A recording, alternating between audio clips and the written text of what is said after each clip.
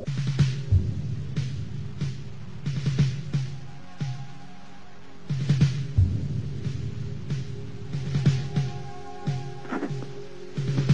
had a dream the other night that, well, I didn't understand.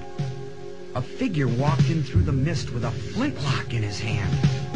His clothes were torn and dirty as he stood there by my bed. He took off his three-cornered hat, and speaking low to me, he said, "We fought a revolution to secure our liberty. We wrote the Constitution as a shield from tyranny. For future generations, this legacy we gave. In this, the land of the free and home of the brave. The freedoms we secured for you, we hoped you'd always keep. But tyrants labored endlessly while your parents were asleep. Your freedom's gone, your courage lost. You're no more than a slave. In this, the land of the free and home of the brave. You buy permits to travel and permits to own a gun, permits to start a business or to build a place for one. On land that you believe you own, you pay a yearly rent, although you have no voice in saying how the money's spent.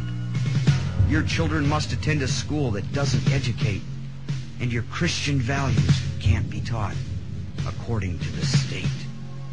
You read about the current news in a regulated press, and you pay a tax you do not owe to please the IRS. Your money is no longer made of silver nor of gold. You trade your wealth for paper so your life can be controlled. You pay for crimes that make our nation turn from God and shame. You've taken Satan's number. You've traded in your name. You've given government control to those who do you harm so they could burn down churches and seize the family farm and keep our country deep in debt, put men of God in jail, harass your fellow countrymen while corrupted courts prevail. Your public servants don't uphold the solemn oaths they've sworn, and your daughters visit doctors so their children won't be born. Your leaders send artillery and guns to foreign shores and send your sons to slaughter fighting other people's wars. Can you regain the freedoms for which we fought and died? Or don't you have the courage or the faith to stand with pride? And are there no more values for which you'll fight to save? Or do you wish your children to live in fear and be a slave?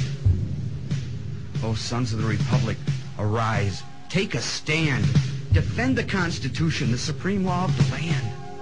Preserve our great republic and each God-given right.